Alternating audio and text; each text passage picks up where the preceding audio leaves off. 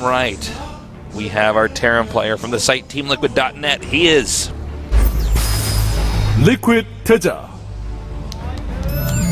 TaeJa.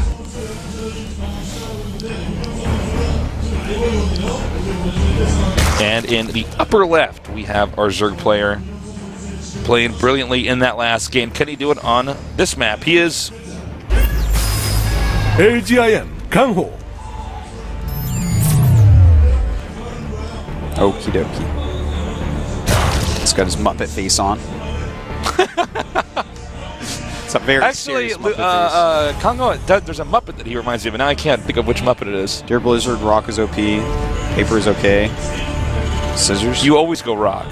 That's how you win. Yeah, no, we've talked about this. Rock is the right strategy, and I'm so sick of cheesers that like open paper. They're like, well, you might go Rock. I'm gonna blind counter you, and they go paper. Oh yeah. Yeah, you hold up your paper. Let me throw a rock at you. You hold it in front of your face. Yeah. First of all, see how well that paper works. Paper actually beat Rock? Anyways, what is it like? The paper, the Rock is wrapped in paper. It envelops. Does that mean like that it has clothes on now? Like, how does the Rock lose? How is it bad for a Rock to be wrapped in paper? It makes no sense. The thing is, I think they're like, well, what's a flat hand look like? It looks like, well, paper. Well, what it should be called is rock smashing hammer. But the thing is, you can't go rock smashing hammer, scissors, shoot. You know, you can't do that. It doesn't flow like paper does. So first of all, here's the other question: Is it rock paper scissors shoot, or is it just rock paper scissors and then when like scissors you say it's shoot, and everyone always shoots after 3, and then I always have to restart. Like, no, that's not when you shoot. What are you doing? No. Actually, with Korea, it's Kai Bai Bo. Yeah. But actually, my brother, we just go 1, 2, 3, shoot like that. Well, that's wrong. No, you don't go rock. Because the thing is, if you're going rock, paper, scissors, shoot. Wait. What? Is he hold on, because normally the early game is so normal. I'm like, that is a late hatchery right there. Okay, is he going speed first? Is he going speed first? You know what? This is kind of like, Reapers are quite nice in this map. So he's basically really expecting Reapers, so getting super quick speed to deal with this. Kind of a neat opening here from KangHo. This isn't like any sort of all-in Reaper, though. I would not be surprised if TaeJa just goes for 2 Reapers. This poor like drone. Can't turn into a spore crawler here, can you?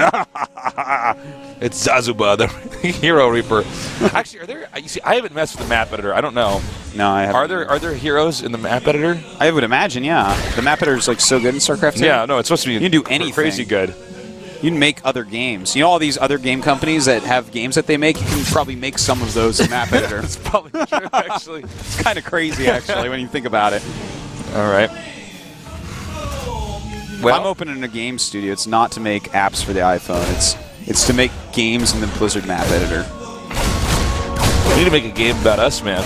You know what someone should do? This would be kind of funny, actually. What?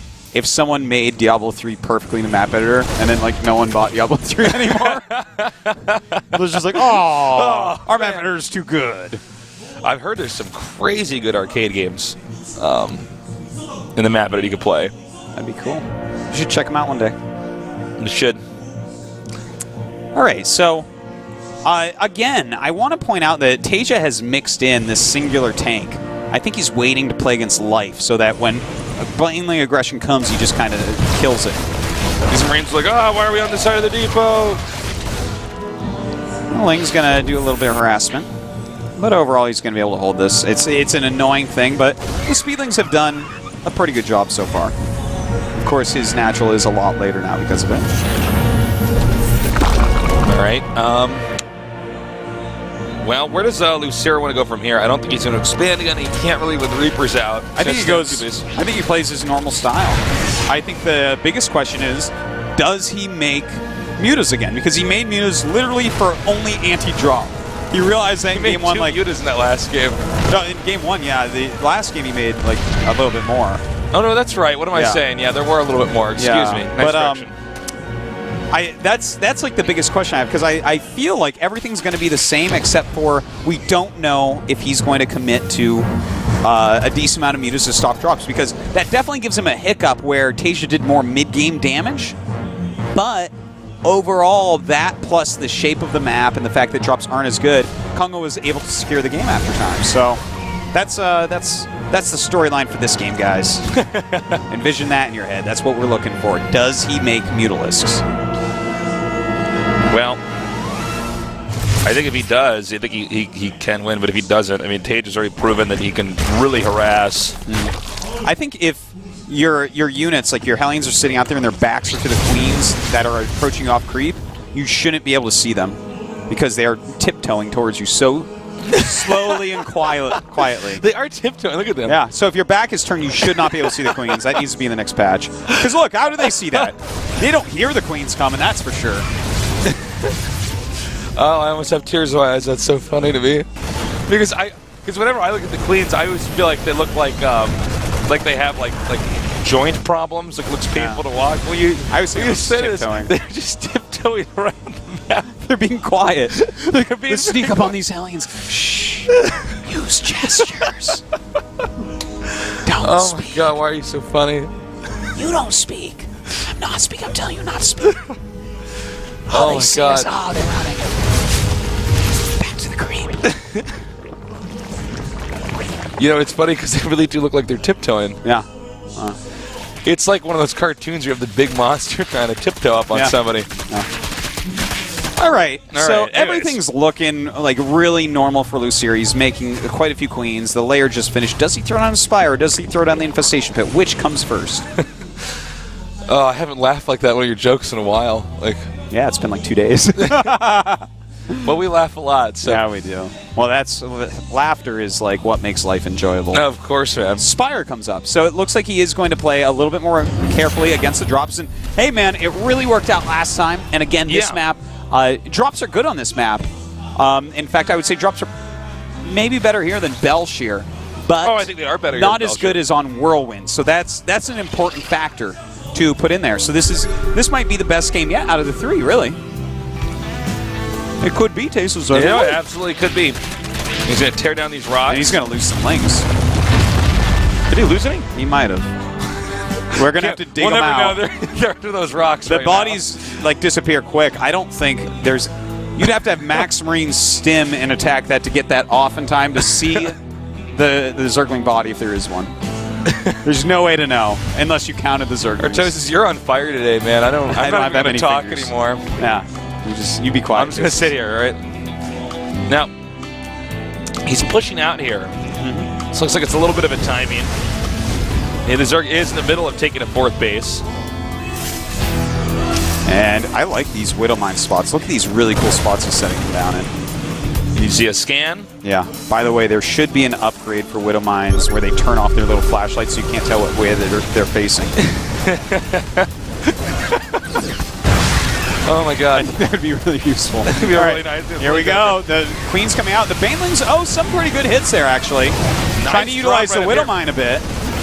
And he still does have quite a few Marines. That is a great position right there. I really like that. Utilizing the high ground and the Widowmine with the Medivacs. Ends up not doing too much damage. All right, going to go drop over here now. And this is pretty open. Yeah, this is a really nice move right here, but 7 mutas are on the way. So this drop, he could overcommit, but looks like he may be getting out just in the nick of time. He's actually okay. He's going to drop right over here. No more boost. Yep. Well done by TaeJa, actually. I liked that, even though it didn't do too much damage. You know, this is what he needs to do. This is the area of the game that Lucere isn't quite as good at. He likes to have infestors right now. All right.